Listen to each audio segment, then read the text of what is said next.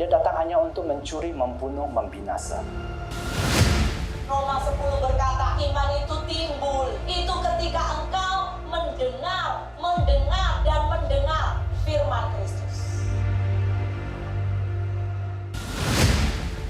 And God says, I have come to rescue my people. Shalom CST Church. Sukacita besar anda boleh beribadah bersama kami. 2023 tahun kasih karunia. Lukas 1 ayat 30. Kata malaikat itu kepadanya, jangan takut, hai Maria, sebab engkau beroleh kasih karunia di hadapan Allah. Kiranya Tuhan menggenapkan semua rencananya di generasi kami sampai tuntas. Let the grace of God be upon us.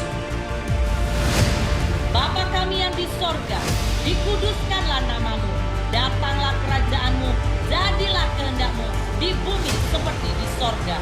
Berikanlah kami pada hari ini makanan kami yang secukupnya, dan ampunilah kami akan kesalahan kami, seperti kami juga mengampuni orang yang bersalah kepada kami. Dan janganlah membawa kami ke dalam pencobaan, tetapi lepaskanlah kami daripada yang jahat, karena engkaulah yang mempunyai kerajaan dan kuasa dan kemuliaan sampai selamanya. Amin.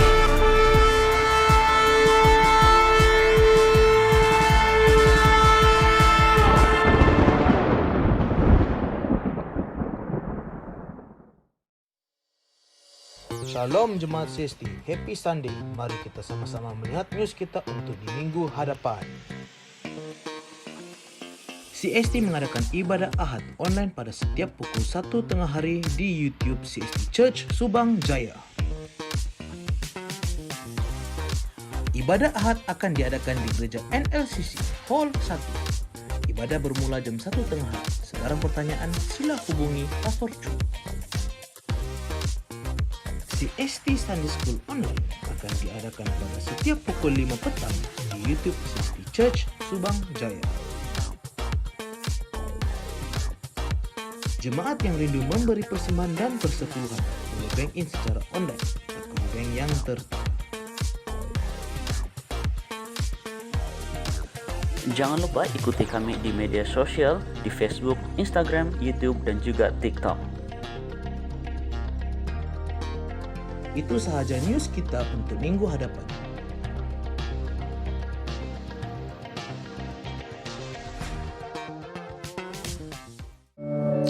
Ya Tuhan, kami sangat bersyukur Bapa.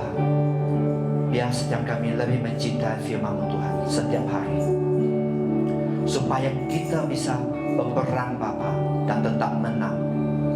Ya Tuhan, kami bersyukur atas kebaikan Engkau. Dan di dalam nama Tuhan Yesus, semua yang percaya katakan amin.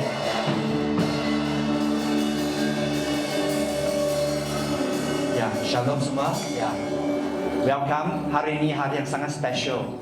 Dan kita juga mempunyai speaker kita yang sangat special. Ya, beliau asal orang Sabah dari Ranau.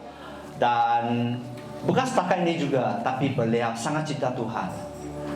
Dan waktu saya melihat biografi dia pernah melayani sebagai missionary ya di Indonesia ya. So kita sangat bersyukur bisa mempunyai speaker seperti itu.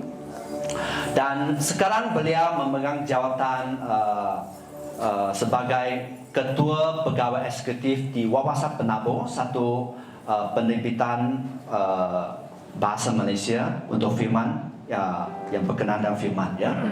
Dan bukan setakat itu, beliau juga melayani di Sabda Harian. So without further ado, we want to invite Pak Randy Singki ya. Pak Randy Singki akan membawa firman kepada kita petang ini. Welcome. Thanks. Saya bawa turun lah. Boleh. Terlampau tinggi. Takut nanti jatuh.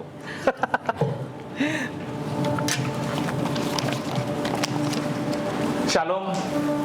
Shalom. Ya, kotobian tado tagaza do kamatan. Gayo Guru Gerai Nyamai. Kalau ini Gayo Guru Gerai Nyamai saya kena baca sebab saya tidak berapa tahu Iban. Ya, tapi saya memang Sino Dusun Liwan. Kalau di Sabah itu Kadazan Dusun. Biasa orang tahu Kadazan ataupun Dusun. Tapi kalau ke sana sebenarnya mereka lebih spesifik lagi. Saya Dusun Liwan dari Ranau. Kalau Dusun Liwan itu memang adalah suku dusun yang terbesar ya, sebab dia meliputi kawasan Ranau, Tambunan, sedikit ke Keningau, dan sampai ke Kota Belud. So ya itu. Nah, sebelum kita mula, saya mau buat satu icebreaker dulu ya. Boleh saya dapat itu slide saya. Oke, pada petang ini sebenarnya tajuk yang saya mau sharing ialah identiti Anda dalam Kristus. Bagaimana Tuhan melihat Anda, bukan bagaimana orang melihat saya ya, tetapi bagaimana Tuhan melihat saya. Nah, mari kita mula dengan satu icebreaker dulu ya. Coba ketik sekali. Oke, yang ini sebenarnya dia senang saja. Saya tunjuk satu video. Kamu perlu mengira berapa kali para pemain yang berpakaian putih. Oke, berpakaian putih ya. Berpakaian putih bila dia, jangan dulu, tunggu dulu jangan dulu klik. Oke, dia berapa kali mereka hantar bola itu kan? Kalau dia 1 kali, 2 kali macam tu. Nah, memang ada 2 tim di sana, yang hitam dengan yang putih. Tapi saya mau kamu fokus kepada yang putih ya. Coba next. Oke ya, kira berapa ramai? Klik, oke klik. Oops, ini terlampau cepat sudah ini. Slow sikit. Oke, kira dulu ya. Di jalan sudah ke tuh. Jangan terketik 2 kali. Kalau terketik 2 kali maksudnya kamu stop. Oke. 1 macam tu ah.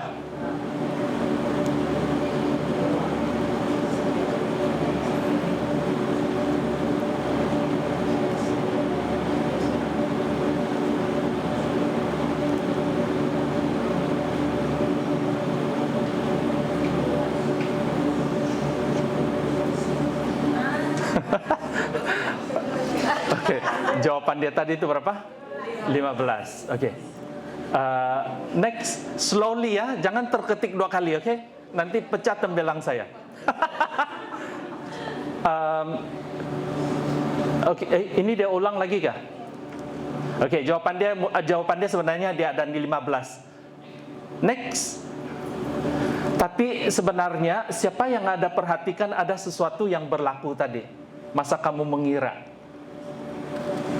Kamu ada nampak satu gorila hitam? Siapa yang nampak? Oke, yang nampak itu sebenarnya dia tidak konsentrasi ke yang warna putih. Oke, next coba mainkan video ini. Mana gorila itu?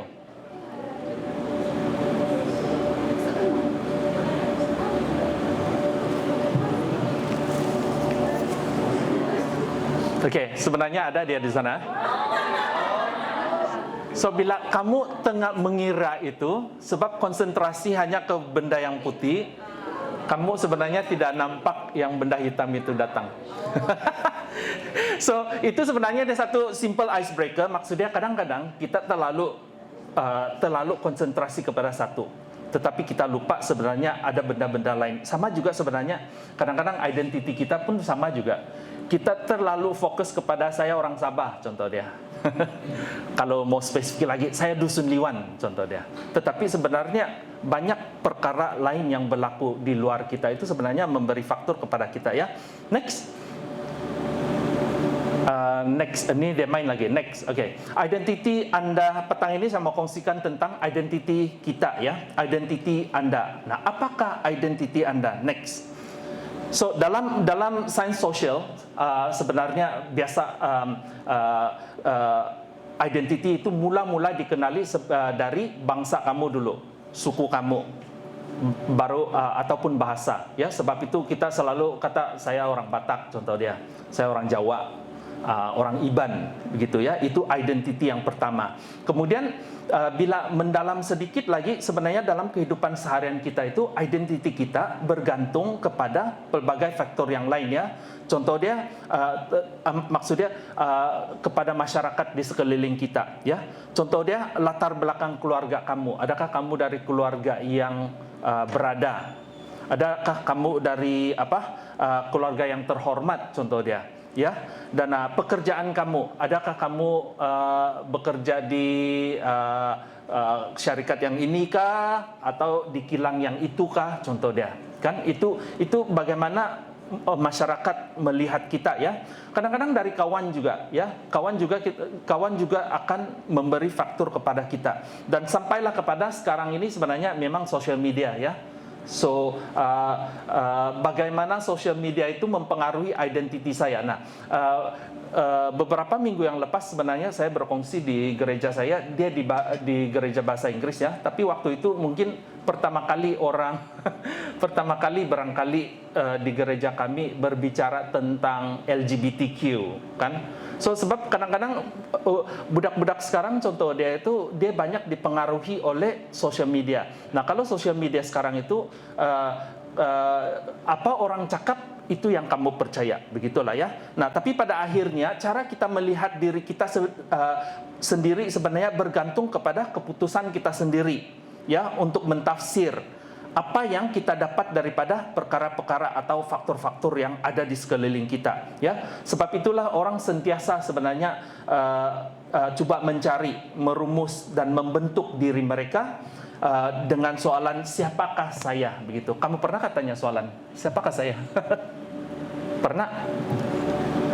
Pasti pernah lah, dulu-dulu waktu di sekolah pun sama juga. Contoh dia kamu selalu kena bully, kamu pun terpikir juga siapa juga saya nih ya, sampai orang mau bully saya selalu, begitu kan. Nah, ada yang memang mencari identiti mereka itu sampai mereka mati pun tidak tahu identiti mereka di siapa ya. Tapi bagi kita anak-anak Tuhan, tadi kita ada nyanyi juga lagu yang apa, kita anak-anak Tuhan sebenarnya kita harus melihat bagaimana Tuhan melihat diri kita. That means saya tidak mau bergantung kepada bagaimana orang melihat saya. Tetapi saya mau tahu bagaimana Tuhan saya itu melihat saya. Ya, jadi itu yang sebenarnya yang membezakan kita daripada agama lain. Itu yang satu, yang paling penting sebenarnya. Sebab Tuhan kita itu kan melihat kita spesial sebenarnya. Ya, dia bukan yang Tuhan yang jauh, yang susah mau jangkau, yang kerjanya mungkin menghukum orang contohnya. Jadi kita juga takut kan. So bila itu yang itu yang perbezaan dia. Nah, Alkitab mengatakan bahwa semua manusia, baik lelaki ataupun perempuan, dicipta menurut gambar Allah. Ya, itu kita tahu semua ya. Manusia diciptakan untuk mencerminkan beberapa sifat Allah. Kita diciptakan itu ada tujuan dia, ya, mencerminkan sifat Allah yang sang pencipta, ya. Kita boleh mencari identiti kita di mana-mana saja, tetapi pengikut Yesus dipanggil untuk mencari identiti mereka di dalam Dia. Next. Jadi di mana orang mencari identiti mereka? Next. Ini ada satu survei ya. Ini survei ini dibuat di Amerika di kalangan kanak-kanak, ya. 8 hingga 17 tahun, ya. Kanak-kanak mana saya nampak itu dia punya umur itu. Tapi memang ya, apa yang membuat mereka melihat diri mereka? Nah, kalau kanak-kanak itu di sana itu dari survei itu 78% ialah daripada keluarga dia, ya. Ada 73% dari kawan dia, ada yang apa yang saya lihat, apa yang saya lakukan online, ya, seperti itulah, yang seperti itulah. Nah, iman dengan agama 25%, itu yang menentukan orang kanak-kanak di sana bagaimana dia lihat diri sendiri. Next. Tapi kalau kita sebenarnya, kalau kita harus jujur kan, kita sebenarnya mungkin ramai juga yang mencari identity itu berdasarkan yang ini, dari kejayaan, dari kuasa, pekerjaan, penampilan, Keuangan, adakah saya kaya atau tidak? Kalau saya tiada duit, saya tunduk. Layu gitu kan. Kalau saya ada duit, wah, dada pun ke depan sedikit. Ya, status, nilai dan reputasi yang seperti gitu ya. Next, jadi secara ringkas sebenarnya ada 3 faktor ya, 3 faktor yang paling dominan dalam mempengaruhi bagaimana orang menentukan identiti mereka. Yang pertama, ada 2 faktor luaran, pencapaian dengan prestasi dan apa kata orang, dan ada 1 faktor dalaman, perasaan dan pikiran kita. Ya, next. Pencapaian dan prestasi. Nah, ini memang berkait rapat dengan kejayaan atau pekerjaan. Ya, saya harus memberi sedikit dorongan kepada Anda ya. Kalau kamu bekerja, contoh dia, kalau kamu dari Kole Biru itu maksudnya yang kerja di kilang ya. Jangan minder gitu loh. Jangan rasa kamu itu seperti tidak sebaik orang yang kerja, kawan-kawan saya yang kerja di tempat lain begitu kan. Nah, ini sebenarnya berlaku kepada diri saya dulu juga. Sebab dulu kalau sedikit latar belakang saya sharing, dulu saya memang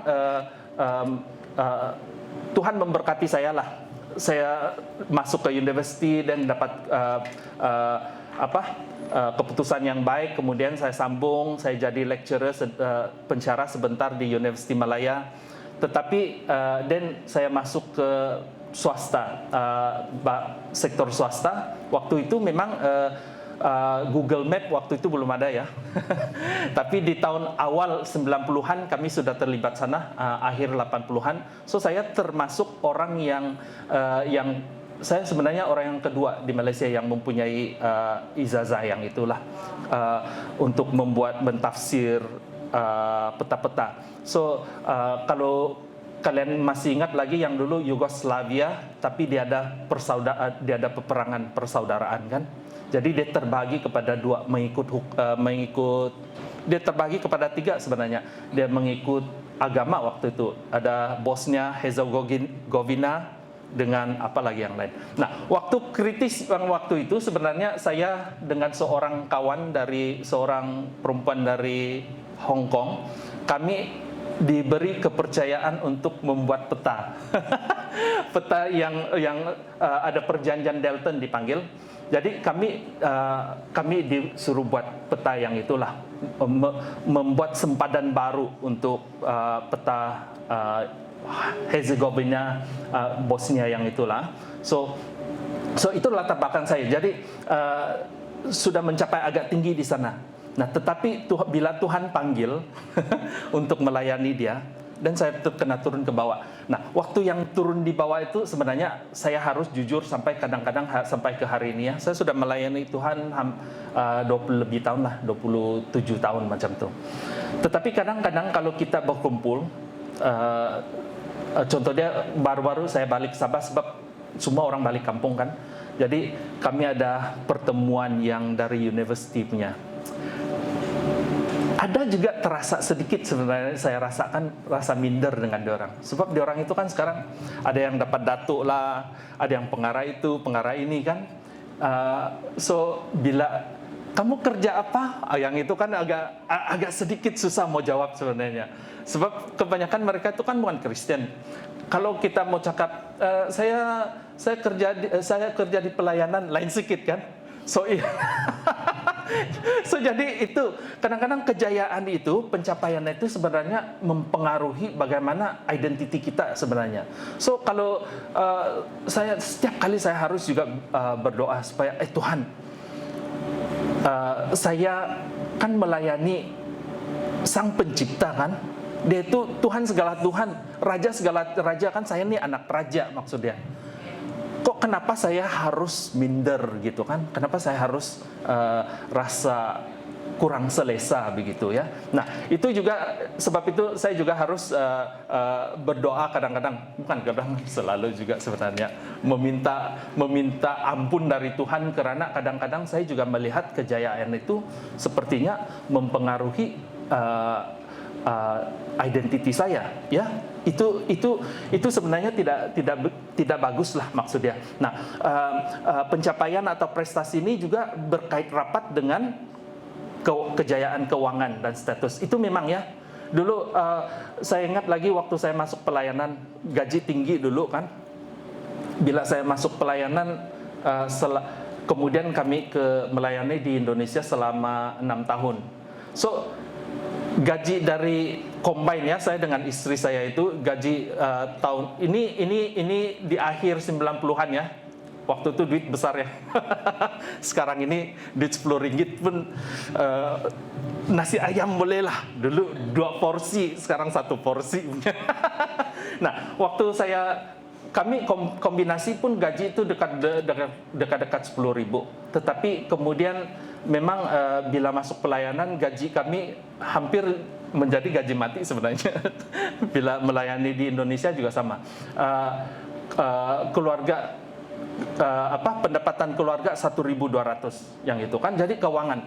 So bila setiap kali itu saya balik kampung, bapak saya yang tidak mengenal Kristen ataupun keluarga istri saya yang belum tidak mengenal Kristen, yang belum mengenal Tuhan, yang keluarga dia juga yang bukan Kristen juga selalu sebenarnya melihat yang begini. Kenapa kamu ini bodoh sekali kan? Keuangan itu yang sekarang macam mana mau hidup, ding dong yang sebelah itu. Nah itu kadang-kadang kan mempengaruhi juga identiti kita sebenarnya. Kalau uang tidak ada, yang saya bilang tadi itu, kalau kita tidak ada uang kadang-kadang layu kan. Kalau kita ada duit baru kita rasa ada confidence sedikit. Nah sebenarnya tapi kadang-kadang kalau kita lihat ada juga orang karena mengejar identiti dia, mengejar dia punya prestasi itu kan, pencapaian, mereka menjadi sibuk ya. Sebab itu kita lihat ada dokter Kristen yang sibuk, business Kristen yang sibuk, businessman Kristen, businessman Kristen yang sibuk. Jadi keluarga juga dikeduakan, contoh dia kan. Nah itu ini sebenarnya kadang-kadang kalau kita tidak hati-hati, pelayanan juga sebenarnya kadang-kadang akan seolah-olah apa yang kita mau capai dalam pelayanan itu juga akan mempengaruhi kita sebenarnya, identiti kita ya. Nah sebab itu sebenarnya prestasi atau pencapaian ini memang bukan sesuatu yang boleh kita pegang untuk sebagai identiti kita ya. Contoh dia, kalau kita mengandalkan kekayaan, kalau besok lusa kamu jatuh bankrupt, contoh dia apa jadi? So identiti kamu pun hilang. Dulu orang kaya sombong, contoh dia. Sekarang orang miskin apa? Orang miskin sombong. Ya kadang-kadang ada istilah yang dia kata itu bodoh sombong kan? Maksudnya sudahlah bodoh sombong lagi lah, maksudnya gitulah. Ya, so ada yang penampilan, oke, ada yang berandalkan penampilan. Kalau saya cantik, contoh dia. Jadi confidence identity saya pun juga tinggi sedikit ya, confident. Kalau saya kurang menarik sedikit, tidak begitu cantik, jadi saya juga minder. Tetapi penampilan juga kita tidak boleh andalkan. Kalau satu hari kita tua, macam mana? Kita tidaklah secantik yang dulu kan, yang seperti begitulah ya. Nah, jadi apa kata firman Tuhan? Next, di Yeremia 17 ayat 5. Dia kata, beginilah firman Tuhan, terkutuklah orang yang mengandalkan manusia, yang mengandalkan kekuatannya sendiri, dan yang hatinya menjauh daripada Tuhan. Ya, next. Nah, yang kedua apa lagi? Ini ialah apa kata orang tentang diri Anda. Saya pikir yang paling powerful sebenarnya yang mungkin yang ini. Apa kata orang tentang diri saya? Sebab kita hidup bermasyarakat, kita selalu berpikirkan apa nanti orang pikirkan tentang saya, gitu kan? Apa yang kawan-kawan saya yang pikir tentang saya. Nah, persahabatan sebenarnya memang mempunyai pengaruh yang besar ya dalam membentuk watak seseorang. Identiti kita itu bergantung kepada siapa kawan kita. So, semakin kita berkawan, bila apa saja yang mereka katakan tentang kamu, kadang-kadang kamu pikir itu betul lah itu, sebab Kalau kawan-kawan saya berpikir saya ini orang yang baik, baiklah saya. Kalau kawan-kawan saya kata kamu begini, begitulah kamu. Maksudnya itu kan itu apa kata orang, ya. Jadi masalahnya kita mungkin lebih mudah untuk mengingati atau mempercayai apa yang kawan kita katakan lebih daripada apa yang firman Tuhan atau Tuhan katakan tentang kita, ya. Jadi kita memang apa kata orang itu sebenarnya memang powerful lah. Next, kalau kita lihat ini memang pengaruh sosial ini yang sekarang ini yang paling mempengaruhi, ya. Kalau di sini dia kata di tahun 2023 orang yang paling influencer, paling berpengaruh sebenarnya ialah yang pertama itu Ronaldo lah di sana tuh. 517 juta pengikut. Ramai itu kan. Berapa pengikut kita? Adalah 10 orang.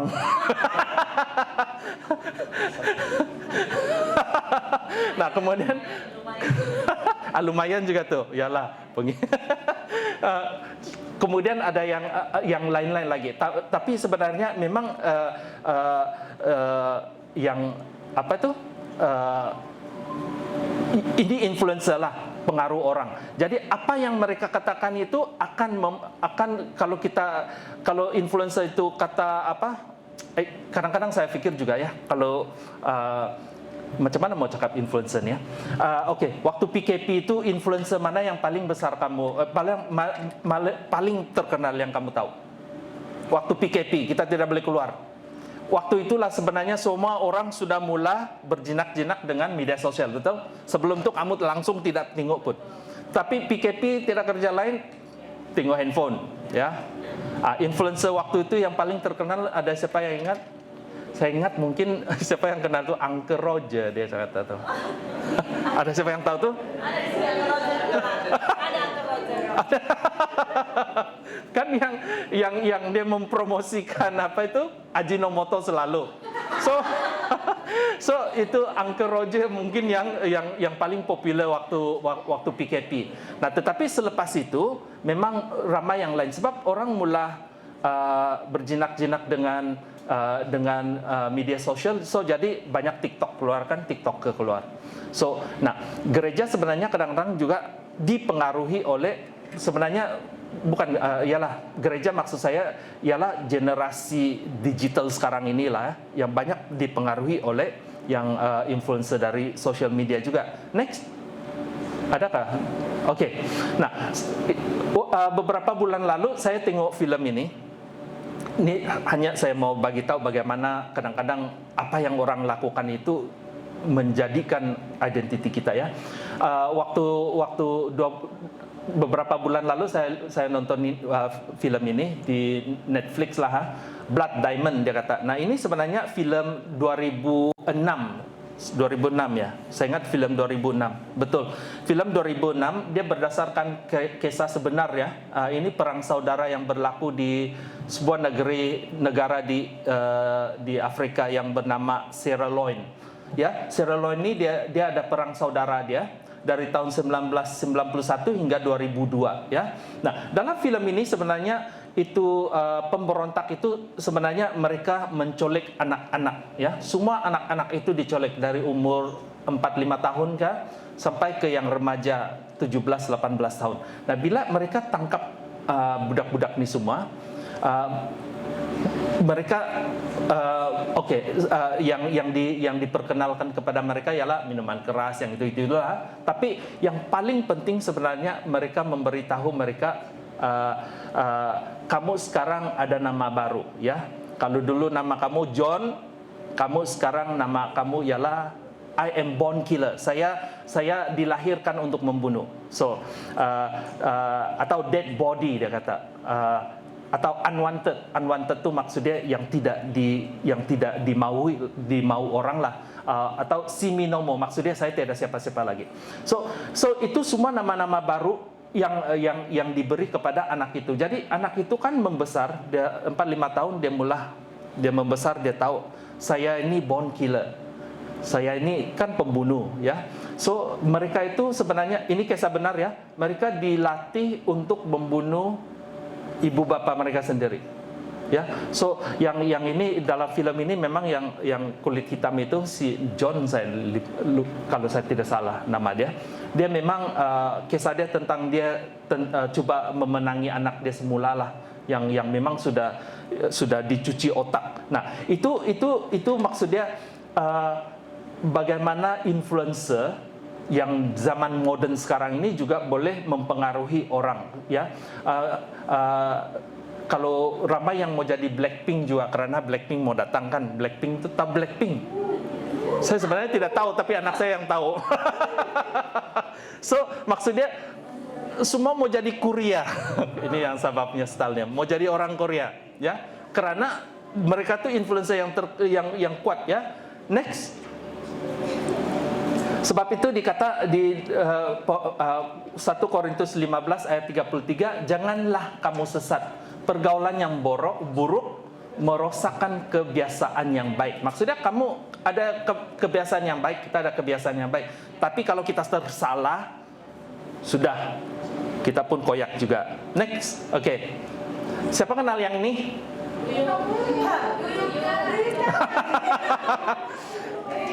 Wah, kamu kenal yang ini kan? Oke. Yang ini dia memang dia Duyung Darat, tiba-tiba dia populer. Kenapa dia populer? Oh ya nggak, dia punya style. Next, dia populer karena tiba-tiba dia jadi unduk Ngadau Johor. Oke, waktu dia jadi unduk Ngadau Johor, orang kan mula mengutuk dia sebenarnya di sosial media tuh, teruk-teruk dia kena tuh, sebab dia orang cakap mulut dia begitulah, bukannya cantik entah apa juga, yang itu judge yang untuk unduk Ngadau Johor tuh barangkali buta, barangkali itu contohnya kan, yang seperti gitulah. So jadi kan orang, apa yang orang katakan itu kan kadang-kadang juga mempengaruhi. Next. Nah ini tidak ada kena-mengena dengan dia, sebab saya tidak tahu dia Kristen atau tidak, tetapi kita harus pegang yang begini. Hidupmu tidak ditentukan oleh apa kata orang, tetapi ditentukan oleh apa kata Tuhan. So, walaupun bagaimana orang kutuk kamu lah maksudnya, itu kan itu tidak begitu penting. Yang paling penting sebenarnya ialah apa kata Tuhan tentang diri saya, ya. Itu yang kita mau. Next. Nah, yang ketiga ini, faktor yang ketiga memang perasaan. Oke, yang kita tahu juga kadang-kadang ada orang yang baik sekali, dia baik hati. Tapi baik hati, dia baik lah maksudnya. Tetapi ada juga beberapa peristiwa yang membuat dia tiba-tiba berubah. Nah, kadang-kadang kalau kita pikirkan, kenapa juga dia jadi begini? Kadang ada teman saya yang dulunya sebenarnya dia orang oke sebenarnya, tetapi karena jadi Alkitab itu kalau membaca saja sebenarnya tidak cukup, ya. Yang seperti pas kata itu tadi, kita juga harus mempraktikkan apa yang kita baca. Nah, kalau begitu barulah sebenarnya firman itu menjadi hidup dalam diri kita, ya. Jadi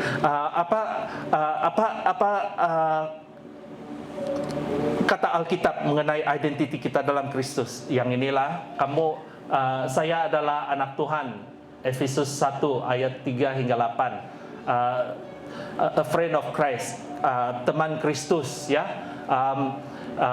Dan macam-macam lagi itulah yang di sana itu banyak sekali. So kalau dilihat di sana, identiti saya dalam Kristus ialah saya diciptakan dalam image Tuhan, image Allah, dan Allah memilih saya untuk berbuah, ya. Itu jadi dari Yohanes, ya. Saya adalah masterpiece, saya adalah ciptaan agung Tuhan yang seperti itulah. So itu sebenarnya yang ini. Nah, tetapi untuk perkongsian kita petang ini saya hanya pilih 5, ya. Next. Anda dikasihi karena Anda adalah anak Tuhan. Nah, ini yang kita mesti ingat. Kadang-kadang kita yang sudah jadi Kristen kan, kita selalu cakap, tapi sebenarnya dia tidak sampai ke hati, tahu. So jarak yang paling jauh mereka kata ialah dari sini ke hati, ya. Itu yang paling jauh, bukan pergi Hong Kong, itu yang paling jauh maksudnya. Sini itu yang, sebab maksudnya kita tahu dalam pikiran kita tahu. Tetapi kalau dia tidak sampai ke hati kita, itu dia tidak akan berakar sebenarnya, ya. Itu yang satu. So ketahuilah betapa kasihnya Bapa kepada kita sehingga kita disebut anak-anak Allah. Dan sememangnya lah begitu. Sebabnya dunia ini tidak mengenal kita ialah karena dunia ini tidak mengenal Allah, ya. Jadi dalam Kristus kita itu memang dikasihi, ya. Anda dikasihi. Anda bukan salinan seseorang, ya. Kamu tidak difotokopi dari seseorang, ya. Memang kalau dalam keluarga itu kamu kelihatan seperti ibu kamu contoh dia, atau abang adik kamu, tetapi kamu bukan dia. Kita ini unik, ya. Apa yang unik dalam setiap manusia? Kalau di dunia ini ada 7 billion orang, ya, sekarang. Apa yang unik? Apa yang membezakan dia dengan 7 billion yang lain? Siapa tahu? Ada siapa yang tahu? Hah? Ini cap jari sebenarnya. Bayangkan cap jari kita, kan, saya punya cap jari ini tidak akan sama dengan 7 billion yang lain. Kamu dapat bayangkan atau tidak bagaimana Tuhan mencipta kita? Bukan saja yang 7 billion tahu, yang masih hidup, yang sudah mati pun sebenarnya tidak ada yang sama seperti kamu punya. So kamu itu kan unik, ya. Tuhan mencipta kita begitu unik, ya. Satu, ya, dengan penuh kasih sebenarnya dia mencipta kamu. Nah, kalau dia dia mencipta kita dengan teliti begitu, maksudnya kita ini memang dikasihi oleh Tuhan lah. Kita ini adalah anak Tuhan, ya. Jadi dalam Kristus itu kamu memang dikehendaki, ya. Kamu bukan anak buangan, ya. Kamu bukan anak yang orang tidak mau, begitulah. Tetapi kamu adalah anak kepada Raja yang sejati, ya. Sebagai anak Tuhan, Anda diberkati dan dikurniakan rezeki. Nah, Allah mampu menyediakan segala yang Anda perlukan dalam Kristus, ya. Karena Dia adalah pemilik segala sesuatu dan pemberi segala kebaikan. Itu satu. Anda dikasihi karena Anda adalah anak Tuhan. Next. Dan Anda sebenarnya terpilih dan istimewa bagi Tuhan, ya. Kamu itu sudah dipilih, maksudnya. Kalau sebelum dunia dijadikan, kamu kan sudah dipilih oleh Tuhan, ya. Jadi kenapa kamu tahu kenapa kita sangat istimewa? Ini hanya orang yang Kristen saja yang dapat jawab. Betul, karena kita ini ditebus dengan darah yang mahal, ya. Tuhan itu kan Allah mengorbankan anaknya sendiri untuk menyelamatkan kita. Nah, agama-agama lain itu kan tidak akan tahu yang itu. Sebab itu kita yang sudah ditebus oleh Tuhan ini kita harus tahu bahwa kita ini terpilih dan istimewa, ya, bagi Tuhan. Nah, ini 1 Petrus 2:9 ini kita tahu yang ini. Tetapi kamulah bangsa yang terpilih, imamat yang rajani, bangsa yang kudus, umat kepunyaan Allah sendiri, supaya kamu memberitakan perbuatan-perbuatan yang besar dari Dia yang telah memanggil kamu keluar dari kegelapan kepada terangnya yang ajaib, ya. Nah, ayat ini sebenarnya datang dari petikan yang sebelum itu, ialah tentang bagaimana Yesus ditolak oleh banyak orang. Tetapi dengan iman kepada Yesus melalui kuasa Roh Kudus, jika kamu percaya kepada Tuhan, Anda adalah sebahagian daripada umat pilihan Allah. Itu yang dicakaplah. Maksudnya kalau kita baca Alkitab, satu tentang membaca Alkitab ini kita tidak boleh ambil satu ayat saja. Kita harus melihat konteks dia. Jadi sebelum ayat 9 ini memang bercakap tentang Yesus yang ditolak oleh orang, ya. Nah, tapi karena dia ditolak itu, karena semua yang dia lakukan itulah kita ini kan sekarang menjadi bangsa terpilih, imamat rajani, ya. Next. Nah, Anda diampuni dan ditebus. Yang ini penting sebenarnya. Ide-ide macam ini. Semua orang mau diampuni, betul? Kalau kita tidak mau hidup dalam rasa bersalah lah, sebab beban dosa itu berat sebenarnya. Bayangkan yang ini, kalau yang begini saja kan ringan saja nih kan, tak berapa gram.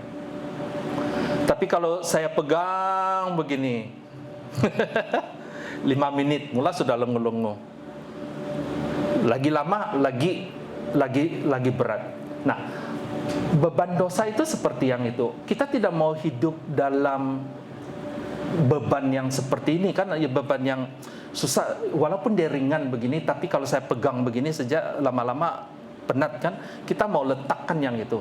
Nah, Tuhan itu kan sudah melakukan yang ini, mengampuni dosa kita. Kita sudah ditebus. Sebab itu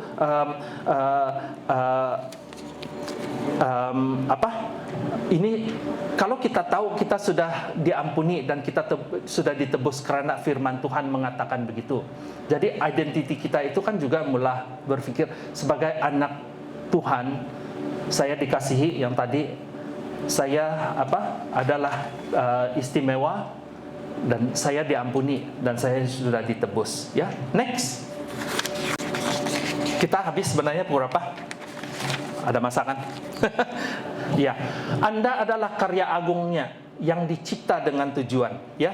Sebab itu saya yang kita tahu tadi, kita sudah dicipta dengan mengagumkan dan menakjubkan. Nah, kebenaran ini kan harus meresap dalam diri kita. Sebab kalau kita tahu bahwa kita ini adalah karya agung Tuhan, yang dicipta dengan tujuan, dia tidak kira sebenarnya apa orang lain kata. Contoh dia, saya selalu berpikir begini ya.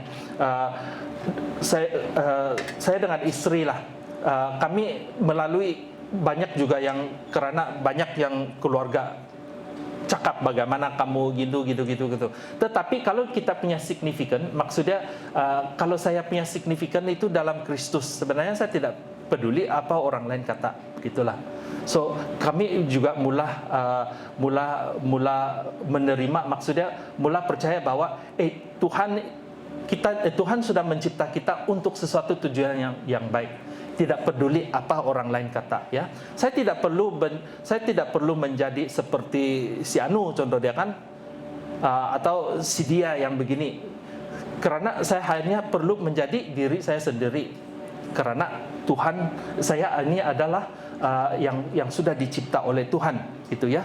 So jadi ini satu proses yang panjang sebenarnya ya. Memang satu proses yang panjang yang kita selalu harus mengingatkan diri kita bahwa kita ini memang identiti kita ini dalam Kristus ini memang sesuatu yang unik, yang berkuasa, karena kita adalah karya agung Tuhan, ya.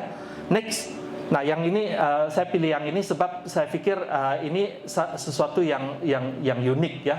Kita adalah rakan sekerja Tuhan. Sebenarnya ramai kita yang melayani, kadang-kadang kita menari, contoh dia kan, atau kita memimpin pujian. Sadar atau tidak, sebenarnya kita rakan sekerja dengan Tuhan mah. Bukan dengan saya harus menari atau saya harus pimpin pujian supaya orang akan memuji saya, begitu kan? Tidak. Kalau kita ini kan rakan sekerja Tuhan, powerful tahu tuh. Sebab sama-sama kita bekerja di ladang Tuhan. Maksudnya Tuhan itu kan sebagai, kalau kita dalam kerja di office lah, staff, sama-sama staff itu kan mengerjakan sesuatu. Itu kan sesuatu yang berkuasa sebenarnya, betul kan? Jadi Anda sebenarnya dicipta secara unik untuk tujuan yang hanya kamu saja yang boleh penuhi, ya. Saya lihat yang penari rebana. Kalau kamu suruh saya menari, boleh. Jadi lobang ini tahu. Karena saya tidak diciptakan yang untuk itu, ya, yang seperti itu. Ada yang sister tadi yang pimpin lagu pujian, memang powerful lah kamu punya suara itu. Mana sudah dia? Orang apa? Orang Sabah? Saya ingat kamu Batak yang biasa kuat kan? Batak punya power, Batak punya suara itu yang power. So contohnya, saya lihat yang itu, wah, boleh tahan suara dia. Kalau kamu suruh saya nyanyi, kalau tidak hujan dia akan hujan, kalau hujan dia akan berhenti. Karena saya tidak diciptakan yang itu. Maksudnya dalam ladang Tuhan itu kita semua ada, kita punya peranan kan. Kita tidak boleh berkata dia orang yang buat, saya tidak, begitu. Sekecil manapun kita dalam kerajaan Tuhan itu, kita dalam kerajaan Allah itu kita ada peranan lah maksudnya. So jangan minder ya. kalau orang lain boleh melayani di sana, kenapa saya tidak boleh? Sebenarnya boleh. Hanya saja kita harus percaya kita boleh lakukan, ya. Jadi hidup ini memang ada tujuan, ya. Saya berguna dan boleh dipakai oleh Tuhan. Itu yang sebenarnya yang kita harus pikirkan, ya. Saya mau buat satu ilustrasi. Kejap, Pak. Saya baru balik dari Sabah, bila tinggal di hotel, saya pun ambil lah dia punya toilet paper. Jujur saja, siapa kamu yang masuk hotel tidak bawa balik sabun? Oke. Kita ini kan kadang-kadang begini. Ini oke, kalau bahasa kasarnya kertas jamban ini. Kertas jamban ada arti kah begitu kan? So contoh dia kalau saya 2 tahun saya menjadi Kristen, mungkin yang begini. Kalau satu ini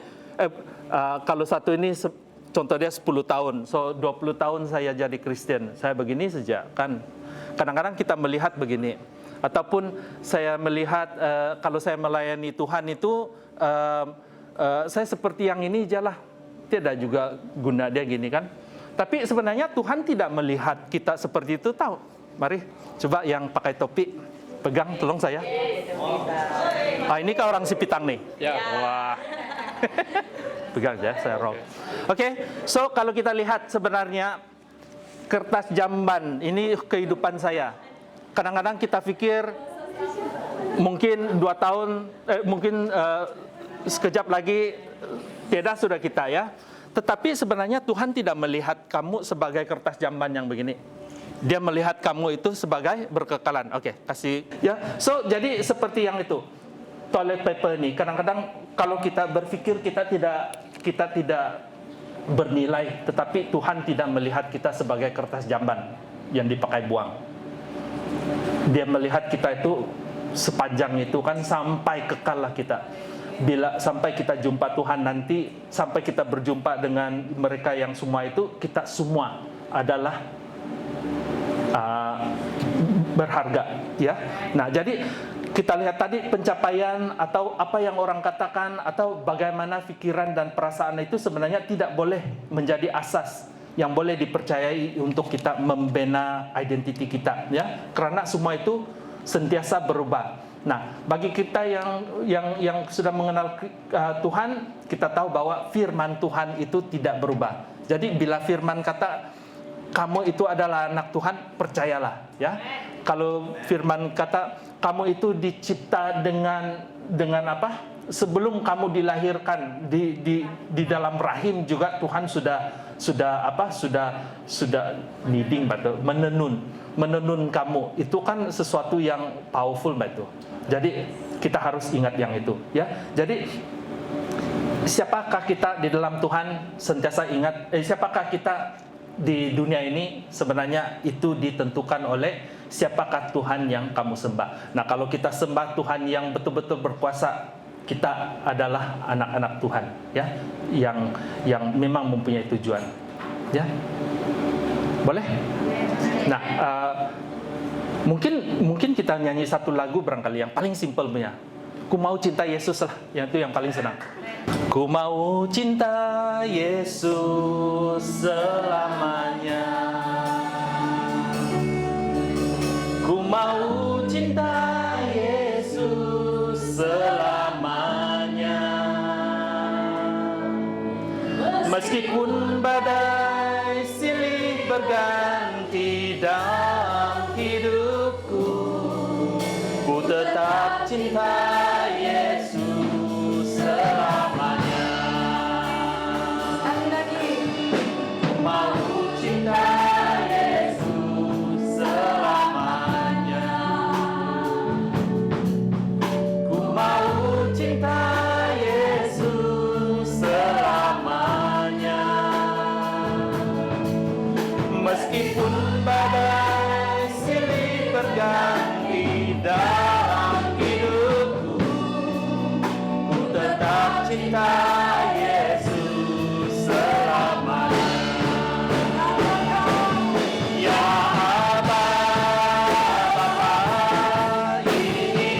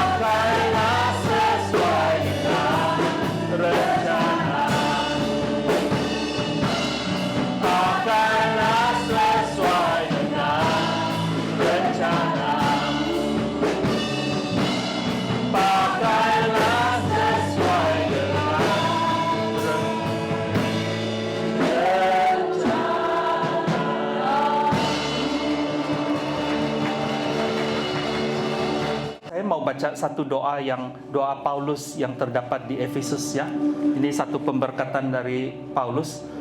Efesus 3 ayat 16 hingga 21. Aku berdoa supaya Dia menurut kekayaan kemuliaannya menguatkan dan meneguhkan setiap kamu dalam rohnya di dalam batinmu, sehingga oleh imanmu Kristus diam di dalam hatimu dan kamu berakar serta berdasar di dalam kasih.